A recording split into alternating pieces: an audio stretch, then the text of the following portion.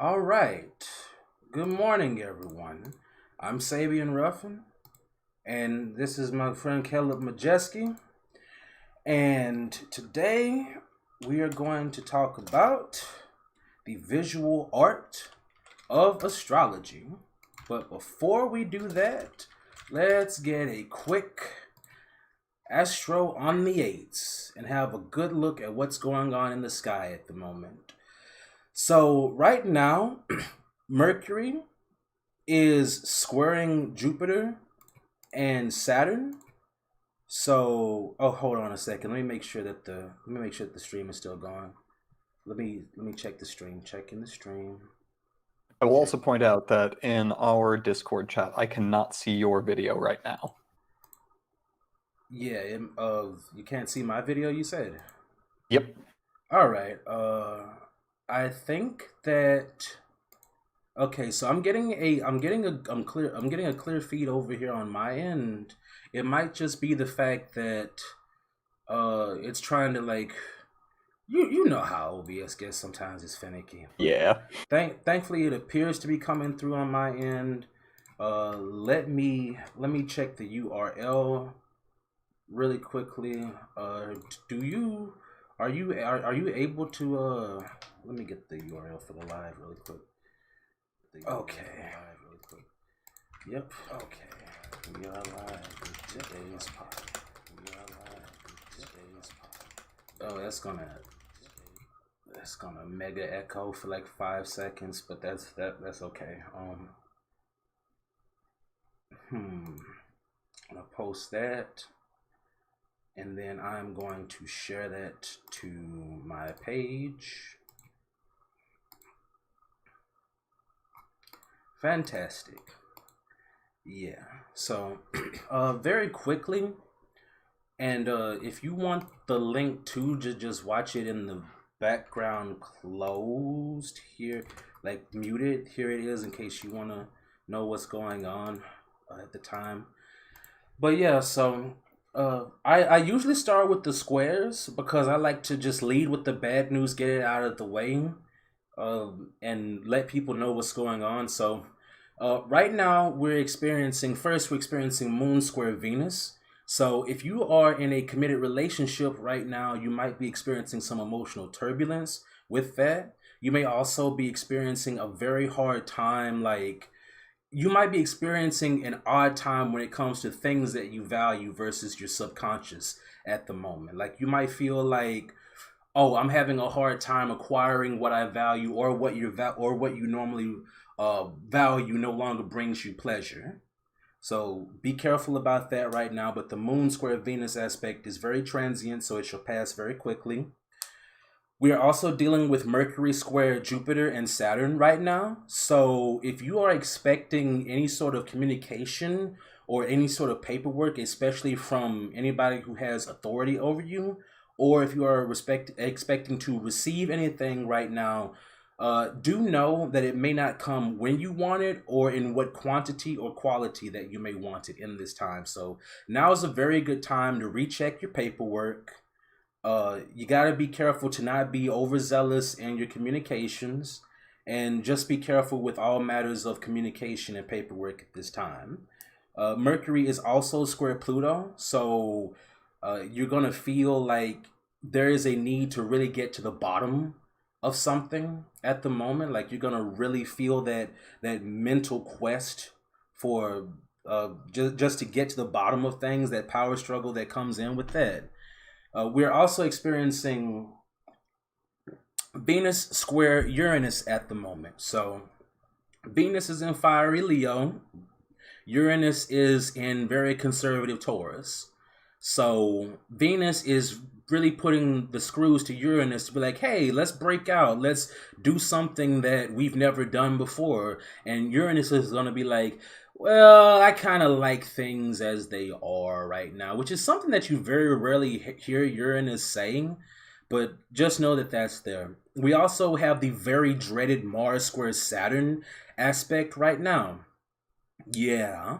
So when Mars squares Saturn, your anger or your desires or your ambitions are basically going to be met with a huge brick wall from Saturn. Mars is in fiery Aries right now, late degree, and Saturn's in Capricorn. So it's like both of these parties are playing on their home field, and you know Daddy Saturn don't play that stuff for nobody. So um just curb your enthusiasm a little bit.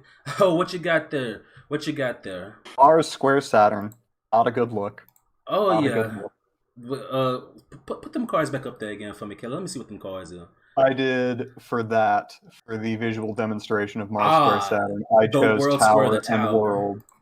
That's interesting. I personally feel like the Tower is more like Uranus energy myself.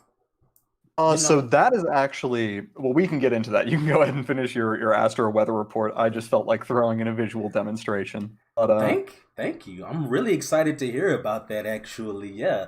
So right now we're also finally experiencing a few nodal squares between Sun and Neptune. This is a great time to revisit the identity that you have worked yourself into, to ask yourself, who am I really? Am I really following my North Node at this time? And with Neptune squaring the North Node, we're also going to be experiencing people getting a lot of karma for their subconscious manifestations. You have to be careful that you aren't manifesting the wrong things in the wrong ways right now, because it's very sensitive to that. You got to make sure that you are on the right path when it comes to all matters subconscious, because Neptune is in his home sign right now of Pisces, and the North Node is in its domicile of Gemini, as Gemini rules over the North Node in Vedic astrology. And the nodes are all about learning. But back to the point, Lilith is also square Saturn and Pluto. So really kinky time for whips and chains in the bedroom. But remember to have a safe word, fellas. On and ladies too. On the bright side, though, with Sun trine Saturn, this square to the North Node, that's why I'm saying you need to make sure that you really are there, like you really are paying attention to what you have worked yourself into. And Saturn is being very helpful in disciplining and molding and shaping the identity at this time, even though our ambitions feel a little bit, stymied by it. Sun trine Pluto too. That's also a pretty good aspect. Pluto and the Sun are not butting heads over who has the most power. They're really getting along there. Moon trine Neptune, that's a very, very good one. This is a great time to tap into your intuition and to just close your eyes for a moment and visualize what you want versus what's coming towards you right now, and see what you have to do to redirect that way. And as usual, Jupiter is conjunct Saturn and Pluto right now, but Jupiter has gone direct. Saturn will be going direct very soon, so Jupiter is planning its great escape from Pluto and Saturn's clutches. So expect to see unexpected benevolence coming up within the next month, within the next few months. Capricorn is all about delayed gratitude, so go ahead and make sure that you sown your seeds right now so that you can reap the harvest when Jupiter enters Aquarius, and more importantly, when it enters Pisces in early 2021. So that's about all I have to say about that now. I am going to chatterbox down, and I'm going to give it on over to you, Caleb.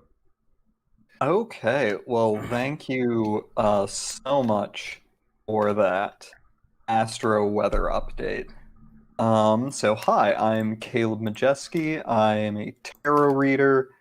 And Mr. Rufin invited me here to talk about some different approaches to tarot and some of the ways that I engage with tarot.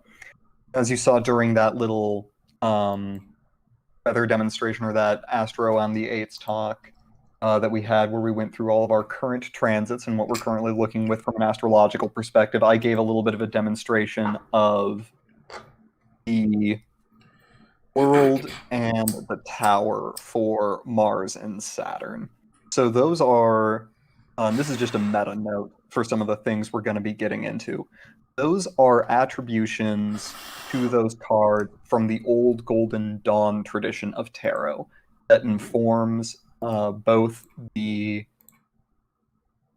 classic Rider-Waite-Smith deck, which I've got right here, the one that everyone has, the one that everyone knows and loves, What's very, very interesting about the deck that I generally use, or the tradition that I usually read, this old Marseille style, is it does not have inbuilt astrological associations, or assumed astrological associations, or implied astrological associations. So it was really, really interesting when Sabian here brought up this, when you brought up that point about, like, hey, I feel kind of like the tower's probably more Uranus energy. And, you know, in the good old Marseille tradition, that's more or less completely right. It can be, depending on the context. But this is So, all about that visual reading, right? oh yeah, like the bitter irony and the fun part of that entire explanation and that entire like segue into getting into where those astrological attributions come from and whether or not we should care about them is I'm about to tell everyone to completely ignore all of it. And I'm also about to tell people to also ignore the meanings that you have already ascribed to the cards. Because I'm here to talk about something of a different approach to tarot. Where I came into contact with it was learning and exploring through the Marseille tradition of tarot. What I can tell you in that is that every single Marseille author I have read has presented something like this. They have called it different things, and they have all, because they are tarot authors, claimed that they were the inventor of it. But given that I have found it in every single one of their works, every single one of their texts, I think it's safe to say it's a general Marseille thing. But it's something that's not usually talked about because this old style of tarot, the quote unquote French style, the old Marseille style, just isn't that popular in the English speaking world. Where we've got, of course, the wonderful, once again, RWS deck and RWS tradition.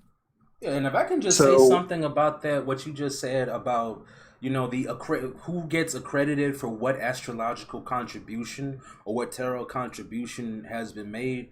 For me personally, I'm all about giving credit where credit is due. But my primary concern in astrology, tarot, whatever have you, is the pursuit and the acquisition of the knowledge. And I feel like once ego gets injected too deeply into the craft, it really takes away from the ability to actually learn and derive valuable information. So I'm glad yeah, that people can just settle on a sort of collective accreditation where it's due, yeah, of course. like, well, the especially with this with the old Marseille tradition, it is starkly different from something like the RWS deck or the Tote deck because the Marseille Tarot deck evolved out of playing cards in France and it evolved over several centuries through multiple artists, through multiple hands, through multiple interpretations. The RWS deck, the one that everyone knows, the one that everyone loves, was a pretty dedicated, creative collaboration between about two people at a very, very specific moment in time. Pamela Coleman Smith, of course, the artist who actually makes the RWS deck what it is, and A.E. Waite. There's already a bit of a difference in kind of how you're thinking about it and kind of how you're approaching it. So, when we talk about reading tarot visually, what do we mean? So, on the first level, as we know, the cards have these wonderful, dynamic, and evocative illustrations on them.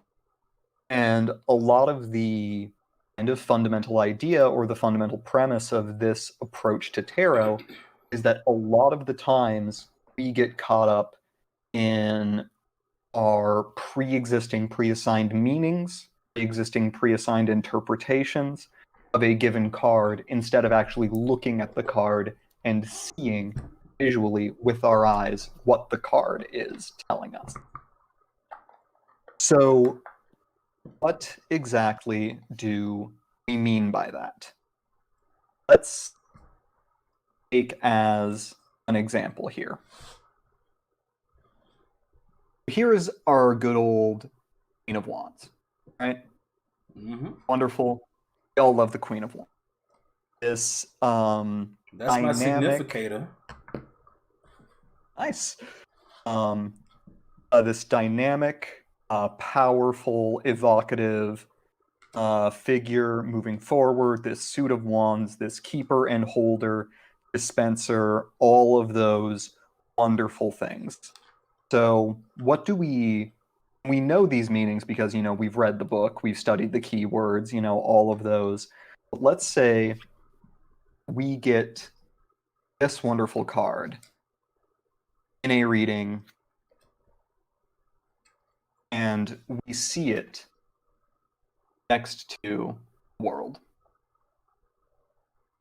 If we were doing our usual keyword association, which we can call what we know, right? What we know about these cards.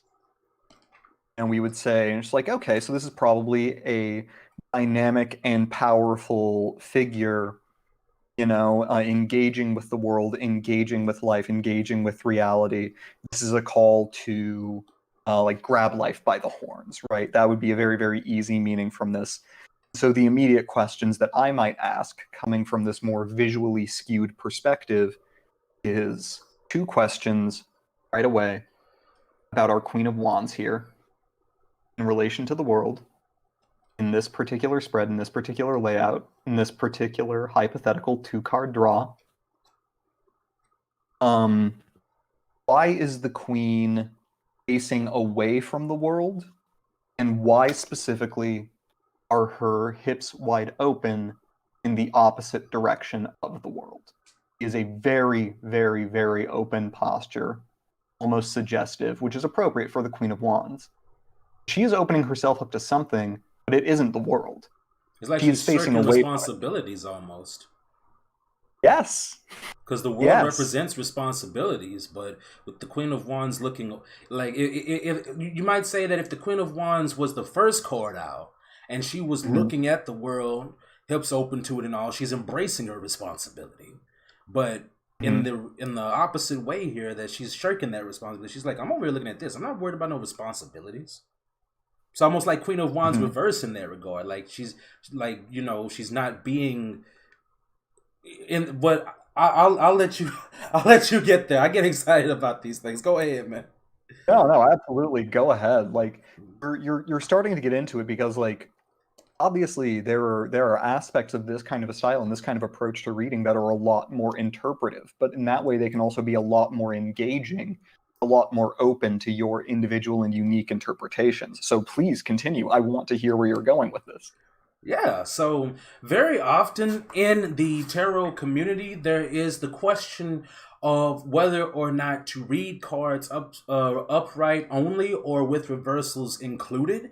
And there is a very broad, and there is not a universally accepted understanding of how to operate when uprights meet reversals. And the best person that I've heard speak about that, big shout out to Siren Tarot, and that's not planned at all. I've been watching her videos since like God knows when, and what I'm saying is very heavily influenced by what she said. But so what really matters more than anything else is the context. You can get I'm kind of organizing my cards right now by suit for further purposes later on in the reading in the show. But so you could get 6 of Wands upright, for example. You got a 6 of Wands in that deck, Caleb? Yeah, let me pull from the RWS. Marseille uses Pip Miners, so the 6 of Wands is going to be a little underwhelming from that one, but I've got my RWS here, so I'll pull it from there. I feel you. But yeah, Go ahead. Okay, so you got a 6 of Wands, and would you please pull a 7 of Cups next to that? Ooh, I like where you're going with this. I can already tell. Yeah. Yeah. Okay. So, what order would you like them in, sir? 7 of Cups to the right. Have the 6 of Wands looking at the 7 of Cups. Yeah, okay. Like that. So 7 of Cups is all about many different choices. It's all about confusion. It's all about not knowing how to proceed. So in a case like this, it could be arbitrarily so, especially if you're feeling it, that Six of Wands here is reversed. There is no victory yet due to uncertainty. So Mhm. in that same regard, uh, and another thing about, you can put them down now, thank you, if you want to. Uh, the thing about reversals is that yes, while they still contain, it is very important to understand that some of the archetype that's still the archetype of that energy. Like if you have Six of Wands reversed upright, that's still Six of Wands energy. If you have the Queen of Wands, whether she's upright or reversed, she has Queen of Wands energy, and that is contextual. So Mhm. when the Queen of Wands is upright, she's a very regal woman. She's very passionate. She's very sexy, very attractive. She is a woman. She's not no little girl. She is a woman. She handles her business. But when you have 100%. yeah. But when you have her looking away from her responsibilities, that could be indicative of her behaving in a more Queen of Wands reversed upright. She's doing things that people might say are not becoming of a woman of her regality. Mhm. So let's build on like three different things you said and you went into in that all right in a row. So to immediately start with your feeling that she is shirking responsibility, that she is avoiding responsibility, that she's not engaging with responsibility in the way that she needs to. So in the world, and this is very, very similar to the RWS world that people know, we have the figure dancing in the middle. We will notice that the figure dancing in the middle is also facing away from the Queen of Wands, right? These two figures are facing away from each other. You know, we have this wreath, we have this wraparound. So what we could read inside of that, they're facing away from each other, they're facing in different directions, they're not acknowledging each other. We're seeing a disconnect, a really, really strong disconnect between the inner and outer world, right? Inner reality and outer expression. And this could even be further reinforced by the fact that the figure in the world is absolutely holding a tiny wand. Wow. They have the very item that the Queen of Wands representative of. Now, if we wanted to continue this exact same set, and we'll come back to Six of Wands and Seven of Cups in the RWS tradition here in just a second. So if we wanted to read it that way, you know, now we've got this disconnect from the inner and outer world. Let's get on the theme of reversals.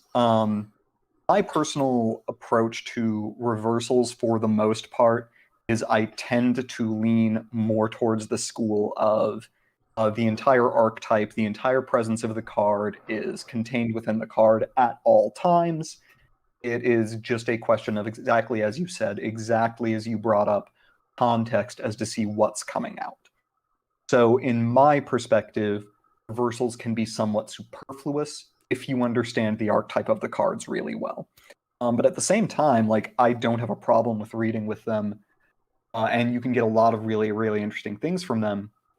Is let's go ahead and let's take this one, right?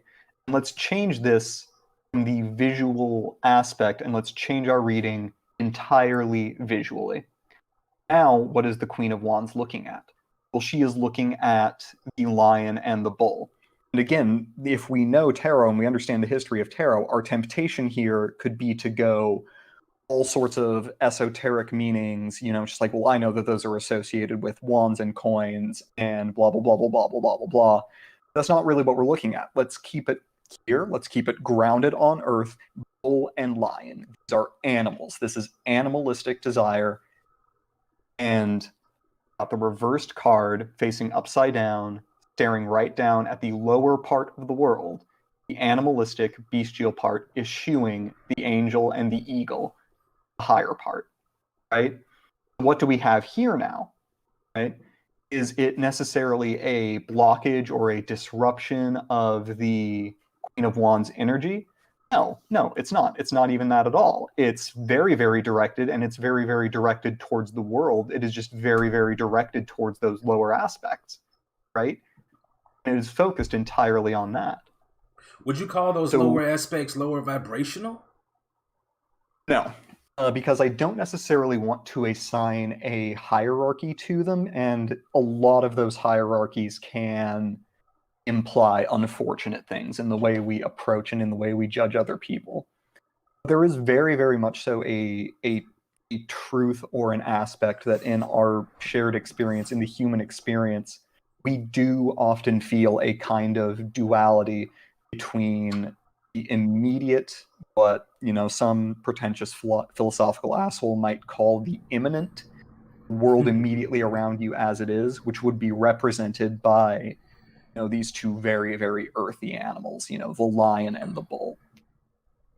Very, very worldly animals. Lion, a symbol of like worldly strength, power, grandeur, and the bull, worldly work and growth, things like that. I've also heard of them being representative of fixed energies. Of the world being representative of Yes. fixed energies. Yeah. Leo being lion being Leo and Aquarius being the bull. So if you wanted to, and this is something we can do real quick. This is just more meta tarot notes. On the card of the world, all four suits of the tarot are represented in some form or another, which makes the world card a very, very powerful symmetry with the magician card, which also usually has some kind of representation of all four suits. And the associations that I learn would be lion, obviously wands, bull would be coins, pentacles, discs, whatever You you want to said call bull, them. not bowl. My bad. That's I Yeah. misheard. Bull being Taurus, not Aquarius, Taurus. Yeah, so you would have Leo, Taurus, and then up here you actually have the angel, which is representative of the suit of cups. And then you have the eagle, which would be representative of the suit of swords and air energy and the intellectual energy. So that if you wanted to read these as like the four fixed quadrants of reality, it would be Leo, Taurus, Scorpio, Aquarius. You never think of Scorpio being an angel. Oh, Scorpio and angel? No. But that's the beauty of visual tarot. Like, there's things in places. You gotta just be paying attention for them. Yeah, and you do introduce so many cool little like differences in meaning when you start associating things in new and different ways. Like, let's go back to the example that you chose, the good old RWS. So now, like what you brought up and what you pointed out is 100% absolutely true for the RWS tradition, and that's how I would probably read the cards. Now let's take a look and say, okay, let's forget what we know about the cards. Let's forget the suit associations. What do we see? Yeah, I see in this combination and in this pair, I see a lot of sticks being raised up, being held up, attempting to skewer a lot of these cups. What does that mean? Attempting to skewer. Here are all these cups. Like, maybe if I arranged it like this, people could kind of see what I'm going for a little bit better. Every single one of those sticks is trying to stick inside of one of those cups, is trying to stick inside of one of those dreams, and is trying to get inside of one of those dreams. I never How could we read it? Yeah, how could we read it that way? Right? What does that mean? Maybe we're spreading our, wands energy, our focus, our drive in too many different directions to actually get somewhere. Maybe we're actually achieving multiple things at once, and we're just in an incredibly productive phase. And at that point, on that second meaning, depending on the context, depending on the reading, depending on the querent, in that context, we would say, well, there's a difference between having 6 wands and 7 cups. So in that, we could then ask our querent, our seeker, the very, very poignant question of, okay, so you're achieving a whole bunch of your objectives. One is getting left out. 7 minus 6, 1. 1 is being left out. What is not being achieved? What is the dream? What is the fantasy? You are absolutely rocking it right now. Those wands are skewering everything. What is the one that's not getting hit? What is the thing that you were looking for that is not being realized? And you could read it that way. Of course, that has nothing to do with the quote unquote prescribed or assigned meanings to the cards. But at the same time, if that's relevant to the context and relevant to the situation, why not? All of that visual information is on the cards. This is So free when we game talk about here. the yeah, when we talk about like the visual art of reading, it's very, very interesting because so often we talk about how intuitive and how inwardly focused um, Arrow is. And on first glance and on first appreciation, this style or method that is telling you to pay more attention to things like direction, color, number, and pre-assigned meanings, it may seem or feel like it's more quote unquote intuitive in the way that we think of it. In a very, very strange way, it is much, much more experiential and much, much more empirical. Like what you are looking for is you are looking for the visual evidence in the cards themselves that'll tell you the answer or give you direction towards the seeker's query, towards the seeker's question. This is the positive And I will side of also Mercury note, square Pluto here. Like this is really getting to the depth here, and y'all don't even have nobody even has to. No, nobody's even paying for this. Like you go to tarot classes and they make you pay for this type of information that you're getting here. Like y'all need to get some people and come watch this show. Like do I bring good people on this show or what? I'm like the Black Ed Sullivan. No, I'm oh loving this god, though. Like I would have never thought to just be like, well, there's 6 wands, but there's 7 cups. Where's the blind spot here? What's not being touched upon? Because you see, I would have thought and of the way I was thinking about it was along the lines of 6 plus 7 equals 13. The death. no. Let's 100% do that. Let's 100% do that. I mean, hey, if you want to think about it in that way, the numbers of the cards are clearly printed on them, and they're printed on them for a reason, and it's not just so that, you can Not just for looking, not just uh for looking pretty, not just for counting them. not just for counting is basically what I was going for. But let's take that aspect. Let's sit here and say, okay, this is 6 plus 7 adds up to 13. So what is the archetype of 13 in the tarot? Death, Scorpio, Pluto. Right. So how does that change our interpretation of this? And we know that this card isn't even actually in the reading. How does it change our interpretation of it? That's a Knowing that transformation this of builds, something. this Yeah. builds to this. Yeah, like you said, the thing about the death card is that when the death card shows up, sacrifices have to be made. Something has to Mm-hmm. be given to change in order to make change. And so Mm-hmm. I would think of 6 of Wands, 7 of Cups, much like a crossroads, much like a 2 of Pentacles or 2 of Wands. That hey, you have options here, and in order to obtain something of equal value, must be lost. You have to do something to get what you want. And you have to appreciate that in the world that we live in, you're not always gonna get what you want. So you have to decide what's important to you. Mm-hmm. Yeah, like we could definitely, especially with that theme that we covered from the hard visual aspect of like, okay, there are 6 wands, 7 cups, something is getting left out. Sorry, that's how the real world works sometimes. Like you can't get everything. We could also see that, hey, maybe you should really figure out what that thing that's getting left out is. Otherwise, there's going to be some shit coming your way, right? Mm-hmm. And Like that is kind indecision, like you might be upset that you're not gonna get everything that you want if you take a necessary action, but you might not get nothing at all if you decide to do nothing.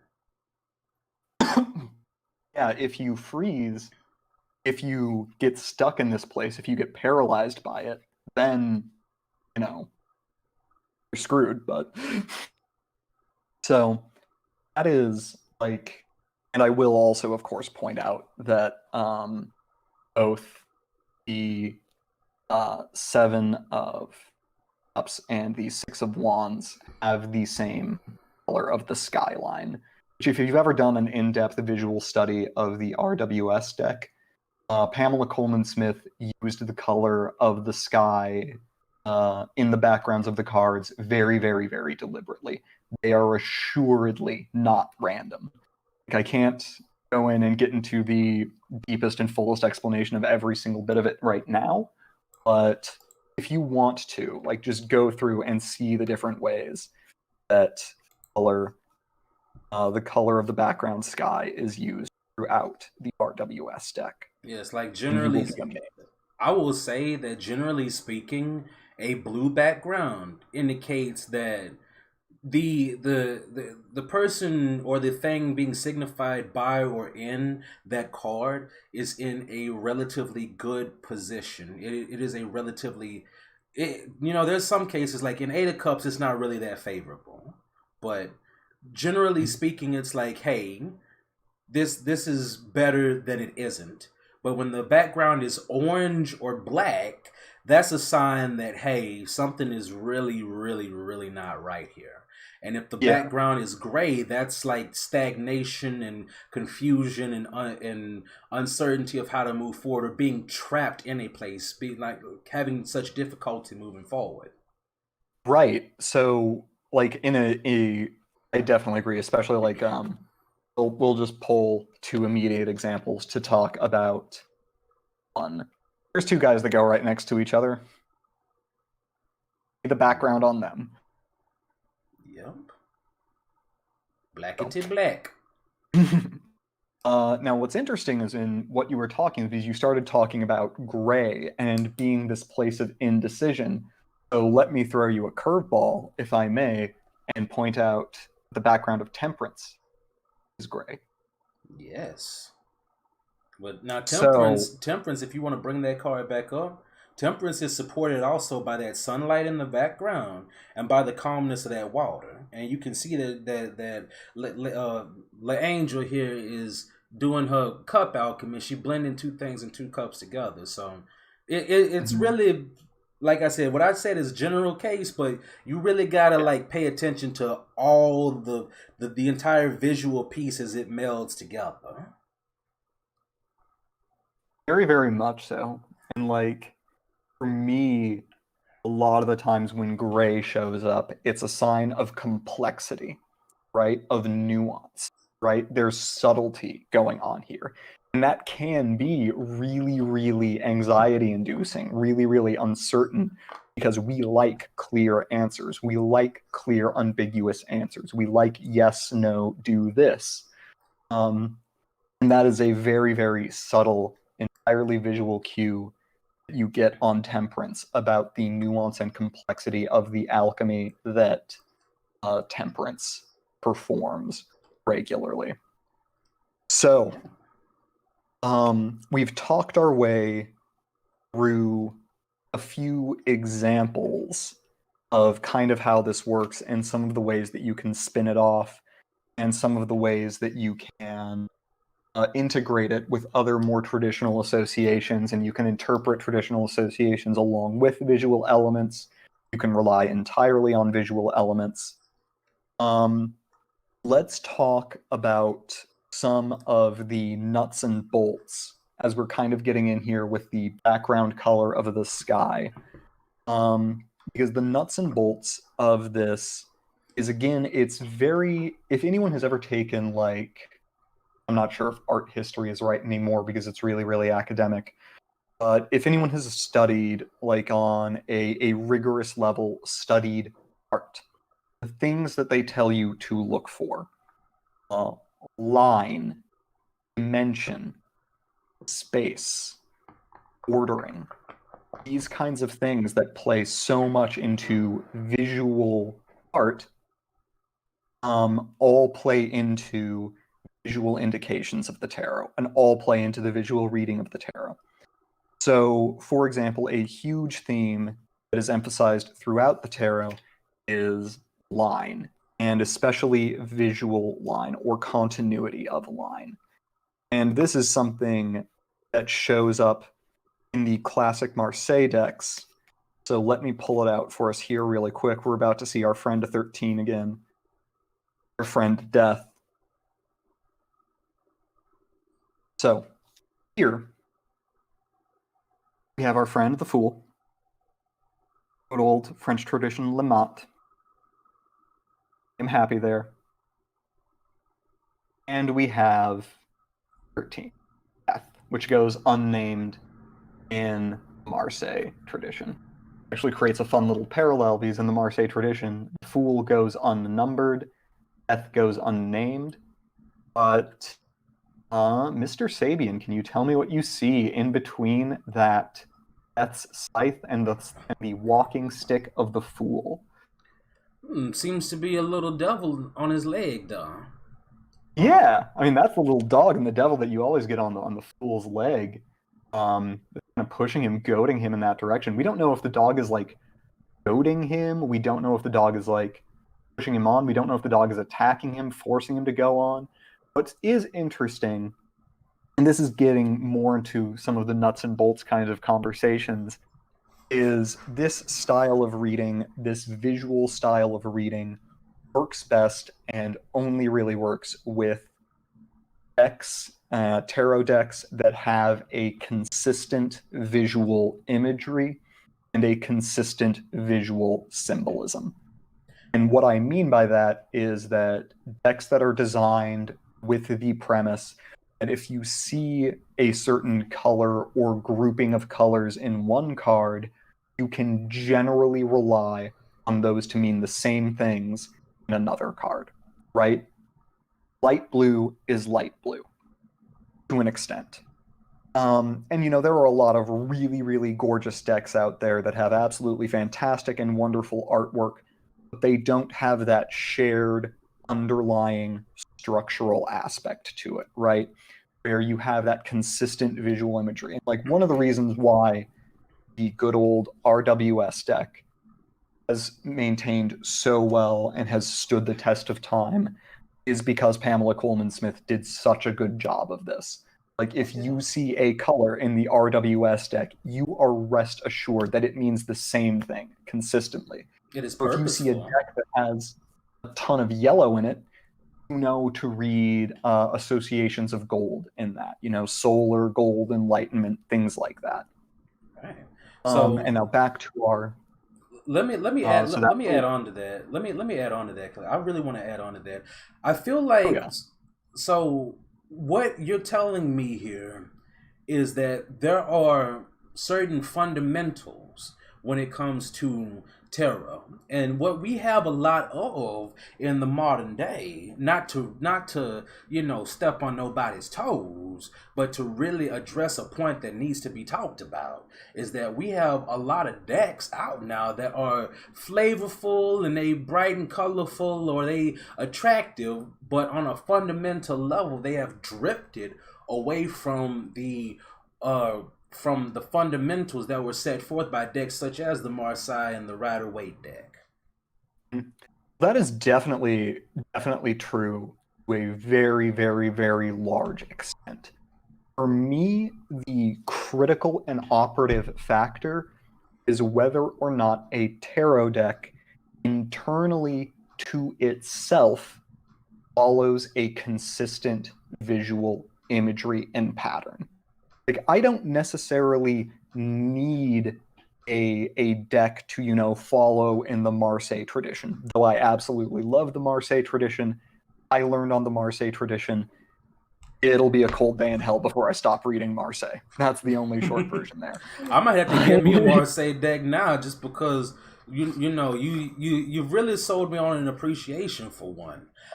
I'm a gamer. Yeah. I like video gaming. There's a deck called the 8-Bit Tarot deck, which I really want to get that deck, but now I'm going to go over that deck with a fine-tooth comb and make sure that there's an actual degree of visual consistency in that deck, because what you told me just now, it's like I told you in the preparatory session before the live, that I've really been trying to get to.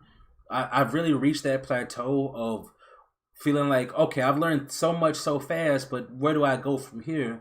And it's in the little things. It's in those hidden little things there. So I really Yeah, appreciate that. yeah. That is kind of like in that pre-session, I kind of talked about how this, for me and in my experience, is very much so a plateau breaker. This is a way of, if you know your way around the tarot a little bit at this point, if you understand how to tarot a little bit at this point, but you're kind of feeling like, okay, I've hit the point of diminishing returns, right? I can still put however much time in, but I'm just not getting the same results in terms of learning, in terms of study, in terms of growth as a reader. And these kinds of techniques, these kinds of ideas, and these kinds of concepts can be very, very powerful. And again, I I agree. really do want to emphasize that the overarching theme, especially on the deck selection bit, is the consistent theme and imagery inside of the deck. The deck does not have to follow in any of the pre-established traditions or whatever. It doesn't have to. It absolutely doesn't have to. But if a deck cannot remain consistent within itself, like again, that the dog is light blue right there, and that the ground that the fool is walking on is also light blue, which again, you see that light blue reflected in the spine of 13 down into the scythe of 13. Like, those consistencies, visual meaning and in visual interpretation, are truly so important. So, like a lot of the times it's just like tarot decks and tarot deck preference is purely subjective. So it's just like, well, how do you evaluate? How do you criticize a subjective thing? And it's just like, well, this is kind of how, right? If a deck can be absolutely beautiful and it can have absolutely the most wonderful artwork in the world, but if it doesn't have like a consistent set of visual imagery that will consistently mean the same thing throughout the deck, then it's going to be really, really hard to draw on and get into and engage with these subtler meanings of the cards that you can only really get when you spend a lot of time studying and analyzing the imagery. Because the other big thing about this kind of technique, about this kind of style, is it is not deck dependent. We did some examples from the RWS, we did some examples from Marseille, we talked about various things. You do not need a specific deck to do this with. I personally feel that it can be a bit easier with the Marseille. That's just me. I also learned on the Marseille. I have an inbuilt bias. I So, see. I went from um, Rider Waite to everyday tarot deck, which is this little miniature. In fact, I got it right here. Hold on. yeah, This yeah, is I've seen the yeah, everyday tarot yeah. around. I haven't studied it too much. Yeah, I've seen it around definitely. It's a neat little deck. Um, It smells great. And then I moved to the Hermetic which is the tarot most deck one important thing day. about a tarot deck, right? Yeah, right. How do you feel When about I'm the How when you on feel about Etsy Hermetic? looking at my next Oh. tarot deck, looking for those reviews that comment on smell. Yeah, right. So But it's yeah, how not do you feel it's about the not Hermetic tarot deck. deck? I wanted to ask you. Oh, I'm actually I'm a pretty big fan of the Hermetic Tarot for what it is. And I kind of want to clarify that on a bigger aspect. Because, obviously at the very, very beginning today, we talked about some of the old Golden Dawn, the Hermetic Order of the Golden Dawn attributions and associations to the tarot. Um, because there is about, if you go and you on Google and you say tarot astrological associations, there is a 95% chance that what you're going to find are the Golden Dawn attributions, or the Golden Dawn associations. Because again, old tarot old tarot of Marseille, the old French tradition, maybe the card has an astrological association. You're not going to know that until the reading. It's not that this card is always this.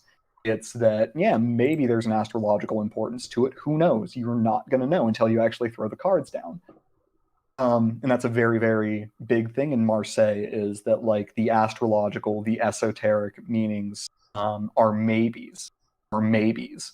What's real is what's on the card. All of the other associations and all of the other connections are maybes. But in that, the Hermetic Tarot deck attempts to follow the attributions and the outlines and the structure of the associations of the Hermetic Order of the Golden Dawn and some of its offshoots and some of the other interpretations that were very, very heavily influenced by that core group. And it tries to represent that as best it can. And so if that is your thing, if you are really, really into that, like what's now taken the moniker ceremonial magic here in the esoteric and occult tradition, which is what the Hermetic Order of the Golden Dawn were all about. And if you enjoy exploring that, if you enjoy thinking about that, if you enjoy stretching your brain in those ways, Hermetic Tarot is an amazing deck. I think for people who are looking for a deck that is more grounded, more earthy, more plugged into the everyday, they might struggle with it and it might not be the best fit for them. Again, that gets us into personal interpretation. What do you actually use tarot for? What do you actually want out of your engagement with tarot? Oh, I Right? agree. Hermetic deck has a very high visual curve when it comes to it because Hermetic is just one of those decks where you can go back to it and every time there's something else going on the card. And what I like using it for personally is because of its attributions of zodiac and astrological archetypes. Like for example, a lot of people describe the King of Cups as so you could be dealing with a Pisces, Cancer, and Scorpio, but in order of the Golden Dawn, uh, King of Cups is I believe Cancer, Gemini, Mm-hmm. and those signs Mm-hmm. are right adjacent to each other, and it really Yeah. stands to speak about King of Cups, like how he's not just like when we think of cups, we think of emotions. But when we get to like if I wanna go ahead and pull man's out real quick. I don't have the Hermetic deck anymore, but I want to go ahead and pull out the King of Cups from here and have so take a look at him. King of Cups. Let me get that glare off the screen first before we ever talk about that. Getting the glare off the screen. King of Cups. So if we look at King of Cups, he's sitting there, he's looking real sure of himself. His demeanor is very reserved. He's holding like a wand cup in one hand and the other cup in another cup in another. And really, I want to take a wild guess here since we're on the visual stuff and say that him holding it like that goes to the mental concept of law of conservation, which is to say Mhm. that a vessel that is tall and skinny can have as much in it as a vessel that's short and wide. And that rather speaks to the Cancer and Gemini aspects. Because on the one hand, it's like, hey, I got my emotions under control. I am cardinal water. I am the leader of water. I have my emotions under control. But at the same time, though, don't play me stupid now because I got that Gemini energy too. You feel me? You ain't gonna come at me talking about I'm stupid. that's Mhm. that's King of Cups. You feel me? Yeah, what I can absolutely say, especially building on that, and here we have our wonderful friend at close up. How did you get What your camera to not be backwards? black magic and devil worship. Anyway, Shoot. uh so there's our good old King of Cup in the Marseille. What I will say is over here in the Rider-Waite Smith, which is of course heavily influenced by that kind of um, Golden Dawn tradition, all those Golden Dawn attributions, is you immediately pointed out the thing. He's holding two, right? One might be a little wand or it might look like a little thing, but he's holding two, and that speaks to duality of Gemini interesting immediately, right? So you can already see once you start drawing these connections, you will see how so often visual elements in the cards end up supporting or backing a lot of these interpretations that they give you in the textbook but you don't need the textbook for them because it's on the card, right? Because it's written on the card. Like a lot of tarot, it's like so much memorization. There's also a lot of information just on the cards. You just kind of have to open your eyes and be really, really aware of what's happening in the immediate reading. To draw an example on this, and this is something that is largely going to be, to an extent, unique to me. Like, of course, damn near everyone reads Queen of Cups as big Scorpio energy, basically. But let's look at this here. This is from the good old Marseille tradition. And so this does not have an implied or does not have a necessary astrological association. But it is almost impossible for me to not read this card, even entirely visually, as very, very, very heavily scorpionic. Why? Well, immediately, yeah, her balcony is stretching up and coming and curving around, hooked around like a Scorpio's tail. The cup she's holding is completely sealed. It is closed. No one is getting in there, and she's got a freaking sword. She is ready to mess with anyone that comes for her cup. And that is entirely just in the visual layout of the card. She even got that look on her face about it. She like, try me if you want to. Yeah, like, you could try. Try me if you feel like it. Now, if you feel a frog and leap, my friend. Exactly. All of that information, all of that detail, all of that nuance is just, it's printed directly on the card. You know, that's not something that you need to go to a book or you need to pay a lot to a tarot class to figure out. You just kind of have to see and say, wait, what is actually printed here? Again, so much of this idea, so much of this concept, so much of this technique is plugging yourself back into the reading that you are in and seeing what you see in the reading that you're in. I remember when I were talking about the build up to this podcast, to this stream, you know, you wanted like a kind of a summary or an overview, to know when to rein me in, to know when we'd gone off the rails, to know when I had Pisces Mercury a little bit too far.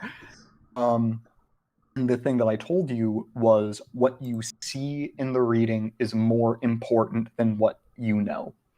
You can know a lot of things about the cards, their associations, their connections, but if the cards are showing up in a reading, that is what you need to see, and that is what you need to acknowledge. It is not about what you know.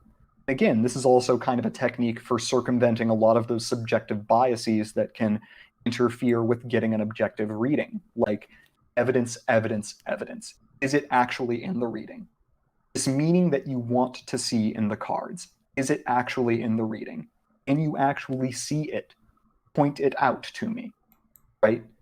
You know, like don't tell me this like spun off mystic esoteric interpretation that we know from these associations. I know those too. What do you see? You know? And we can even get back on that. That's like such the stereotypical like question of someone asking the diviner, oh my God, what do you see? Right? And there is a visual element. There is so much of that visual image element to it. So that is, it looks like we're coming up on an hour now, but that is my very, very long and very, very chaotic spiel about how to read visually from the tarot and some of the things that you can do with that. Yeah. How you can get with that. Yeah, that was great. Another thing that I would like to add for people is don't embody the dark side of the Virgo archetype when you're doing your tarot reading. A lot of people get so nervous that they're gonna miss something. And you know I gotta pick on my Virgos. I love my Virgos. They alright. But yeah, like a lot of people get so nervous and so focused on they get so focused on what's wrong in the reading. Hold on just a second. Have I been echoing this entire time in the reading? I haven't heard it, but okay, you know. Okay, great. Yeah, because I see two lights on the mixer lighting up. I'm like, oh Lord, please don't tell me I've been echoing this whole time. Hold on, let me check it out real quick. Great, great, great. Yeah, because I see two. I see. Okay, good, good. It hasn't been working. It hasn't been acting up. But yeah, though, part of reading tarot intuitively is putting yourself in an open alignment with receiving the messages that the tarot is giving. If you are so focused on fearing that you aren't receiving the message, you might interfere with your ability to align with the message because you're constantly adjusting it and you might already be where you need to be. So Mhm. that Something immediately on that, like one of my favorite current contemporary tarot authors, tarot practitioners, is a woman by the name of Camellia Elias, and she works primarily in the Marseille tradition. And her version of this kind of visual reading, she calls it "quote unquote" read like the devil. Another tarot author I love, Yoav Ben Dov, he calls it "quote unquote" the open reading. It's all the same thing. Again, every single tarot practitioner, every single Marseille practitioner says that it's their method, that they invented it. It's a general Marseille thing. Um, but in her thing, something that she makes a really, really strong emphasis of, that I really, really appreciate, is she adds another step in kind of the preparatory process for a reading, right? So, you have the formulation of the question, or what is the actual information that you're seeking, right? And she thinks it's very, very important to formulate a question. And then she takes that next step and she says, okay, so you've got your question formulated, you've got the information formulated, what you want to know. Now stop. Stop completely and ask yourself, do I actually want to know the answer? Right? It's a very, very simple litmus test. Do you actually want to know the answer to this question? a Like, very healthy confluence of intuition and structure alike. yeah, like, do you want to know the answer here? Like, is this something you actually want to know? Like, do you actually want to know if this person that you're interested has feelings for you? Do you actually want that information? Like, if there was someone that was an objective being of all knowledge that could tell you with certainty, would you actually want to know? And if you don't, if you do not actually want to know the answer to your question, or you are going to be uncomfortable with being presented the answer to your question, maybe you shouldn't be asking the tarot right now. Maybe you should be doing some other work to figure out like what it is you do want to know and what it is you do want to consult the cards on. Right? That's something that she adds that I greatly appreciate. And you see, in me, in my personal case, I have natal Mercury square Pluto, and we're in a Mercury square Pluto transit right now. So, me, I kind of fall into the trap of always wanting to, stretch my hand out and pinch the third dimension and rip the fabric of space open and see what's behind that third dimension. Just really get into like, what is it? What's going on? What's the actual real truth? Are we in this? Are we in the matrix? Is this a simulation? How do I manipulate this simulation to be what I want it to be? How do I put my hands on this situation and get it right? But sometimes in reality, it be that you just need to not put your hands nowhere. They just need to be right where they at, and Yeah. let things fold out for themselves. Because you mess around and try to put your hand on something too much, find out that it ain't what you want to do. It ain't gonna get you what you want. You gotta have some Yeah. patience. Yeah, Do you actually want this? yeah. That is a rough question. Are you sure? No or yes? Like when the video games where they put the no on the top and the yes on, because they know that people are just gonna scroll through the disclaimer first, and they're like, "Yeah, we're gonna make you read this again since you're so impatient." Yeah, Right. Or they put like a time limit on the end user license agreement. Like you can't actually click the button to say yes for like 30 seconds. I've seen a few pieces of software that have done that and it's cracked me up. And it's just like, I'm still not reading it, but you tried. Yeah, that's great. Well, Caleb, You tried to get me to be responsible. we tried it. But yeah, Caleb, I really appreciated having you on today. Thank you so much. And we're going to call it there, everyone.